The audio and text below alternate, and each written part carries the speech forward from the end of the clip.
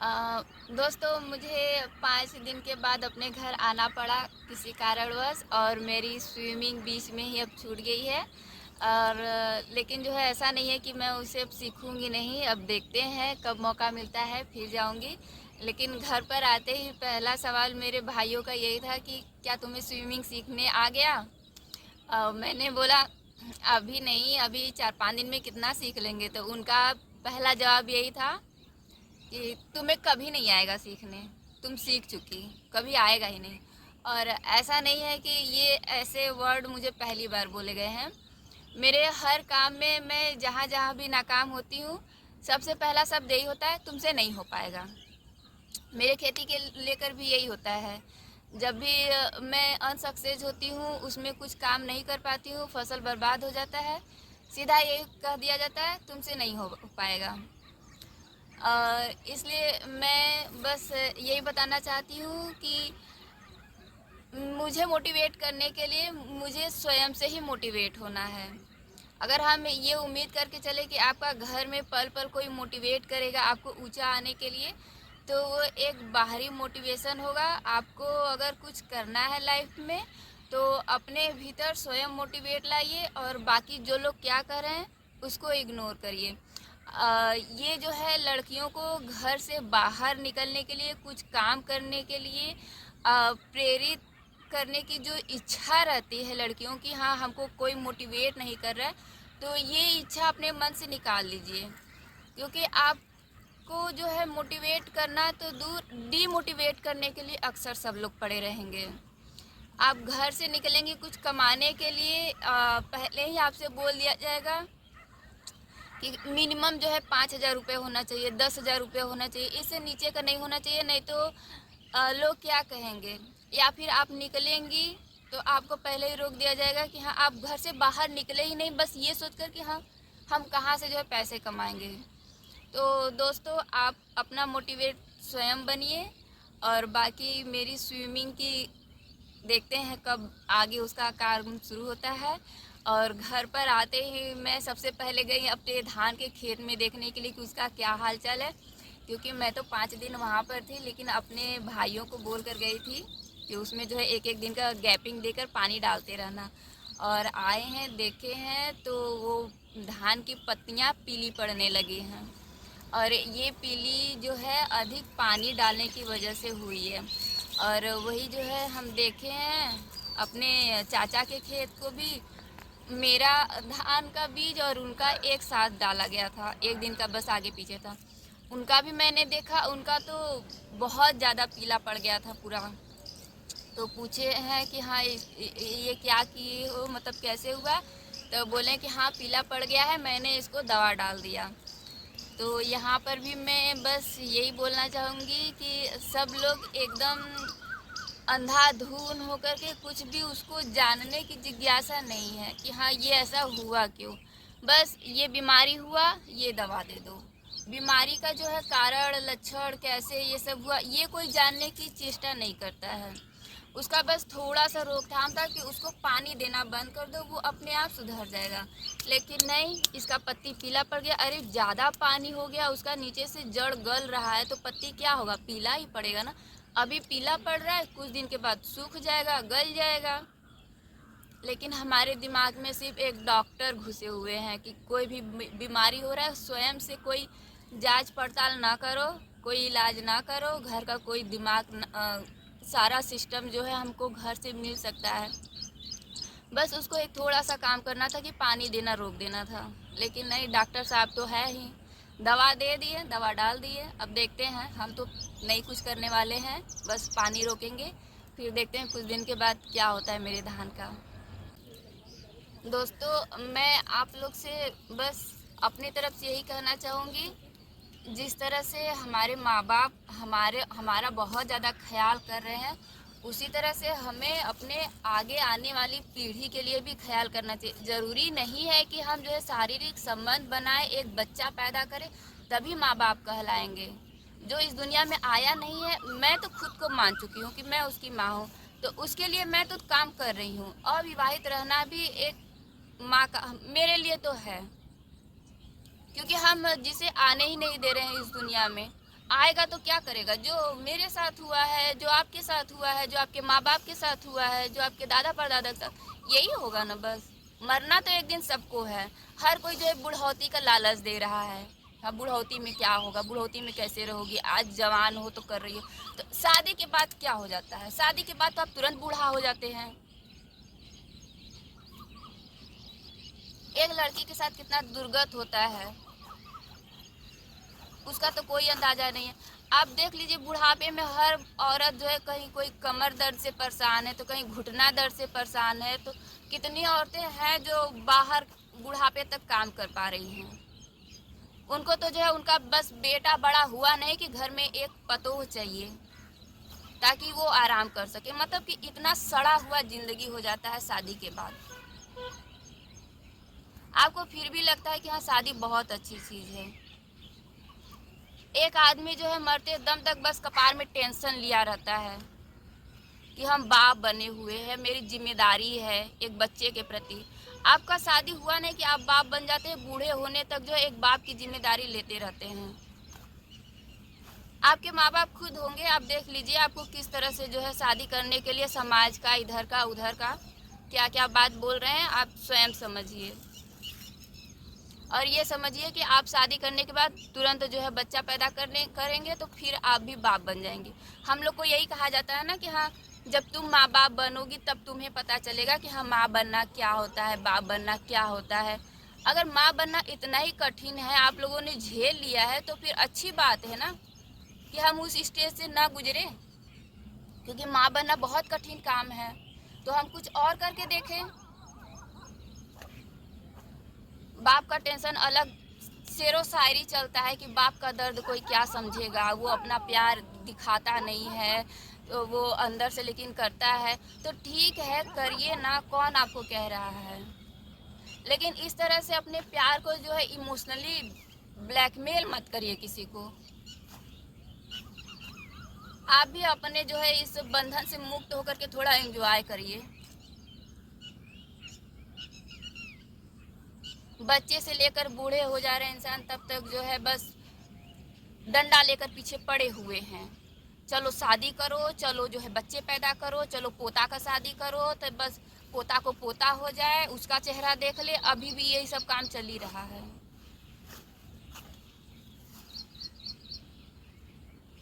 बाकी दोस्तों, आप सब लोग अपने अपने स्तर से सोचते रहिए। मैं तो ठान चुकी हूँ कि न मैं घर से कहीं जाने वाली हूँ, क्योंकि मैंने भी देखा है कि मेरे यहाँ रहने से बहुत लोग प्रभावित हो रहे हैं। मेरी तरंगे शायद काम कर रही हैं, बहुत लोगों को हिम्मत मिल रही है। मैं घर छोड़कर कहीं नहीं जाऊंगी, क्योंकि घर छोड़कर जाना कोई बहुत मजबूरी में जाता है। मैं भी 2 बार घर छोड़ी हूँ, लेकिन उस स्टेज तक मुझे पहुँचाया गया, विवश किया गया, तब मैं गई। अब नहीं जाऊंगी, क्योंकि घर छोड़कर भागना मतलब समाज से अविवाहित लोगों को गायब करना। जिस तरह से ट्रांसजेंडर हमारे समाज में कहीं दिखते ही नहीं है, उनका एक अलग एरिया बना दिया गया है। पैदा आप कर रहे हो, रह रहे हैं वो कहीं और। इतना ज़्यादा आप उन्हें परेशान कर देते हैं कि उन्हें घर छोड़ने पर मजबूर होना ही पड़ता है। सिर्फ समाज का आप नाम लेकर के अपने ही बच्चे को समाज से बाहर भेज देते हैं।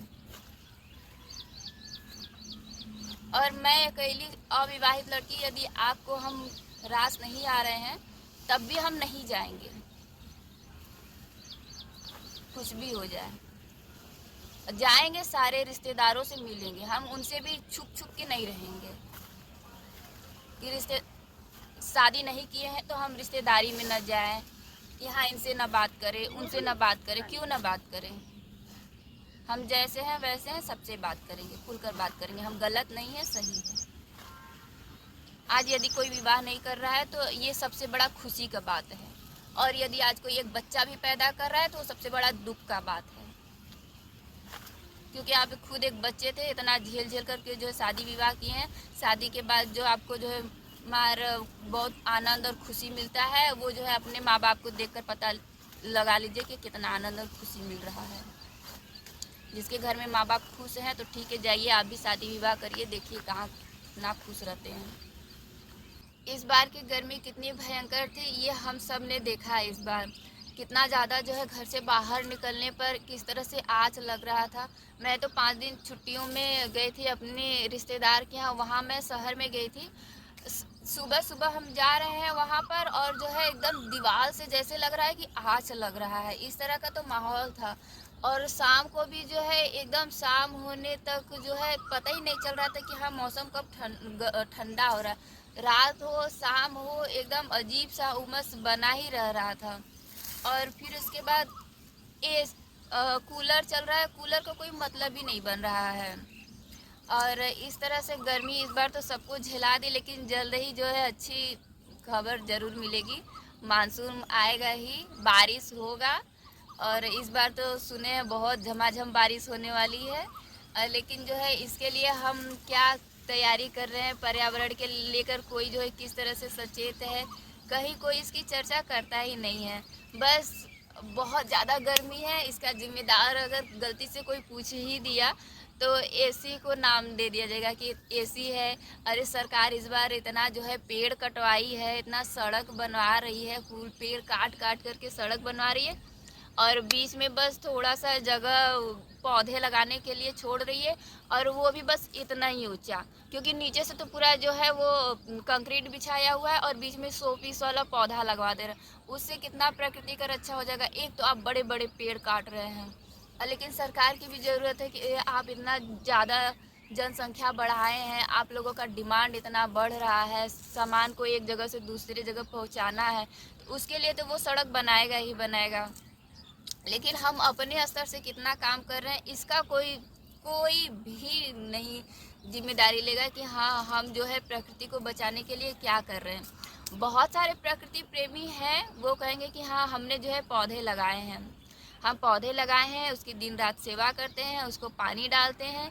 लेकिन एक बात बताइए, आप जो है पौधे लगाते हैं, बड़े बड़े वृक्षों को काट कर बिल्डिंग बना करके उसमें जो है पूरे बिल्डिंग में आप ऊपर नीचे कहीं भी कितना भी पौधा लगा दीजिए, वो पौधा जो है आपसे दिन रात सेवा ले रहा है, और जो आपको सेवा दे रहा था दिन रात उसको तो आपने काट दिए। उसको तो ना आपसे जो है खाना चाहिए, ना पानी चाहिए, ना दिन रात सेवा चाहिए। आप मतलब कि ऐसा काम करते हैं कि हम जो है वो अपने आप से जो है पहले तो उसको काटिए, फिर उसके बाद सेवा करिए, फिर उसके बाद पूरा जो है अपने ऊपर श्रेय लीजिए कि हम जो है दिन रात सेवा करते हैं। इन सब का जिम्मेदार कौन है? जो मुझे लगता है वो तो यही है, जनसंख्या वृद्धि।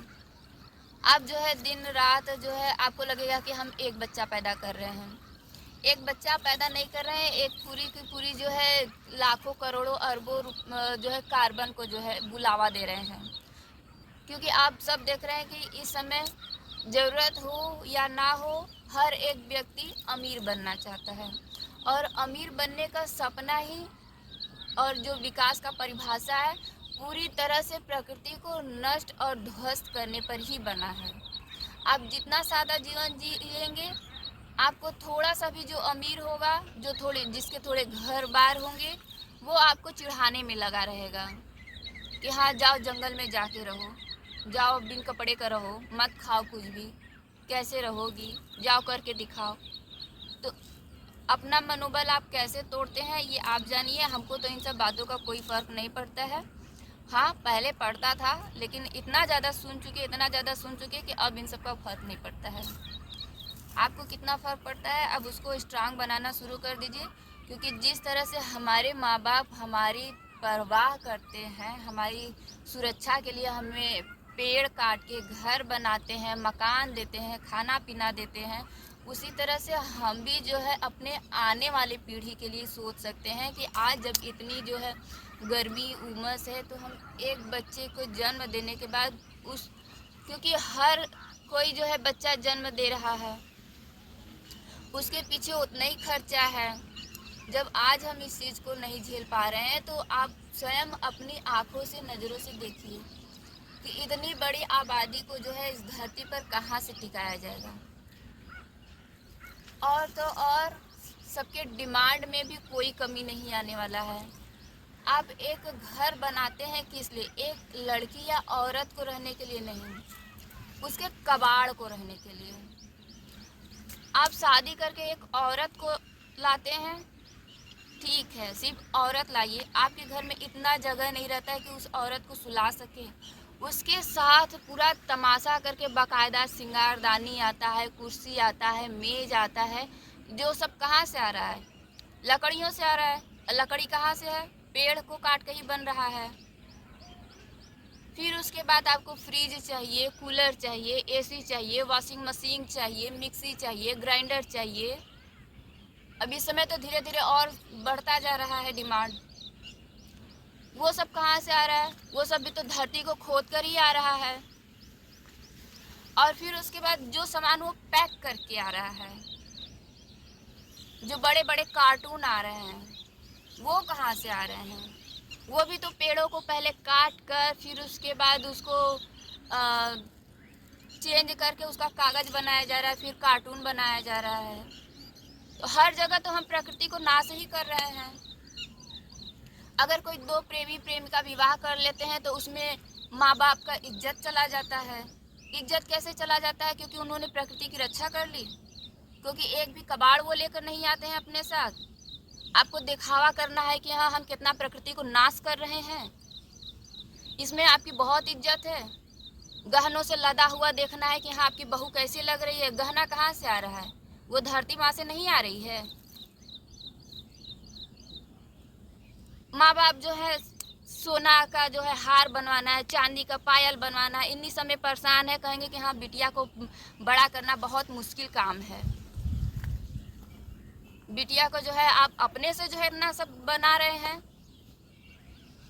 अगर यही माँ बाप हमारे जो है हमको ये सब बोल बोल के जो है इमोशनली क्या कहते हैं, इमोशनली हम लोग को ब्लैकमेल कर रहे हैं, तो आप खुद सोचिए कि आप जो है दबाव में आकर के शादी विवाह कर रहे हैं या कर रही हैं। जब यहाँ शादी विवाह कर ले रहे हैं तो शादी के बाद बच्चे भी 100% ही पैदा करेंगी या करेंगे, वो भी दबाव में। अगर किसी को लगता है कि हाँ हम दबाव में नहीं आए हैं, हम बहुत खुशी जीवन जी रहे हैं, हम अपने से बच्चा पैदा कर रहे हैं, तो आप बताइए आप अपने बच्चों को ऊपर इतना दबाव क्यों डाल रही हैं? शादी विवाह करके आप खुश हैं, अच्छी बात है, तो बच्चों के ऊपर दबाव क्यों डाल रही हैं? इतना ही शादी खुशी जीवन है तो मत डालिए दबाव। आपका कोई लड़का है वो सरकारी नौकरी करके जो है शादी नहीं करना है इसलिए घर के बाहर रह रहा है। कोई लड़की तो बाहर जा भी नहीं सकती है, उनको तो चारों बगल से बस सुनना ही सुनना है, शादी करना 100% तय है।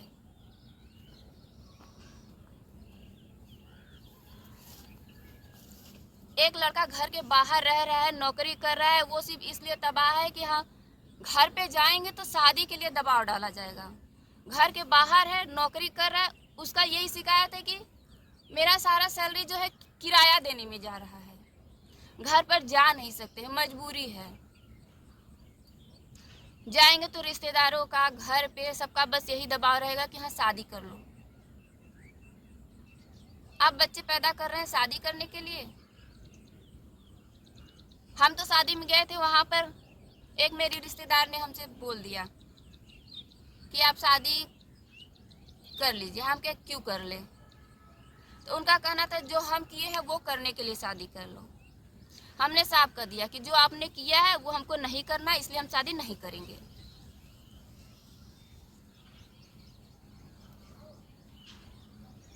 तब उनका ये कहना था कि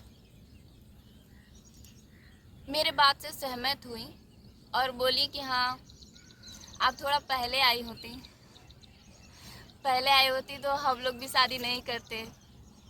और ये जवाब सिर्फ उनका नहीं था, मैंने और रिश्तेदारों के सामने यही बात बोली तो उनका भी हंसी हंसी में यही, औरतों का यही था, चाहे वो सास के रूप में रही हो, चाहे दीदी के रूप में रही हूँ, मतलब बहुत सारी लड़कियों का, औरतों का यही था कि आप थोड़ा पहले आई होती तो हम भी शादी नहीं किए होते, हमको तो ये सब पता ही नहीं था, तो हम लोग का शादी कर दिया गया। तब पता चला कि हाँ शादी के बाद क्या होता है। हम लोग का तो बस शादी करा दिया जाता है। हम कहे ठीक है, आज आए हैं, अब कर रहे हैं, जो भी होगा आगे वो लोग हमसे देखकर प्रेरित होंगी तो हो सकता है थोड़ा हिम्मत उनको भी मिल जाए।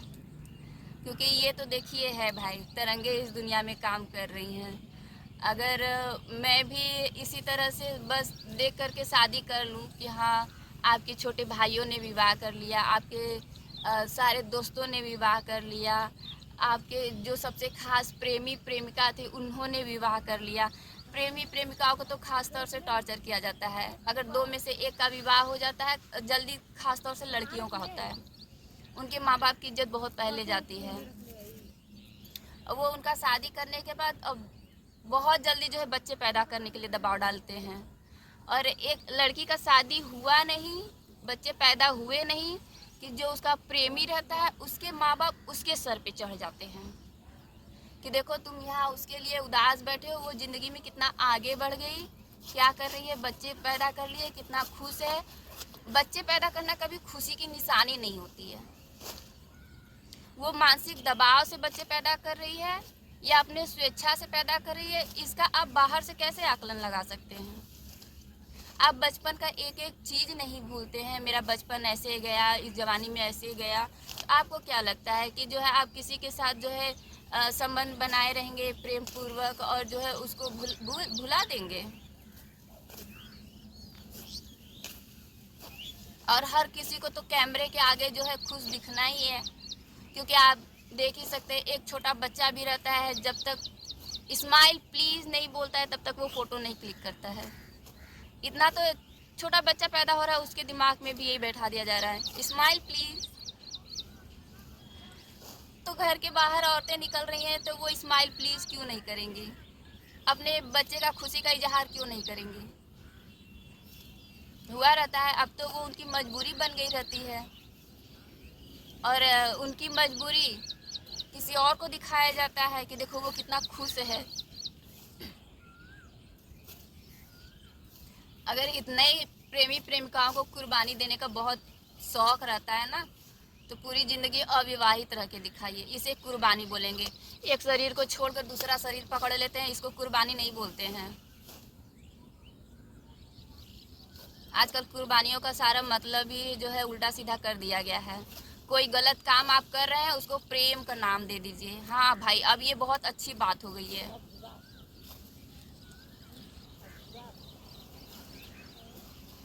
सबसे अच्छा बचने का तरीका यही है कि आप किसी को डांटिए, मारिए, गला काटिए, जो मन सो करिए, कह दीजिए कि अरे हम तो उसको प्यार कर रहे हैं, प्यार में ऐसा कर रहे हैं, हो गया प्यार।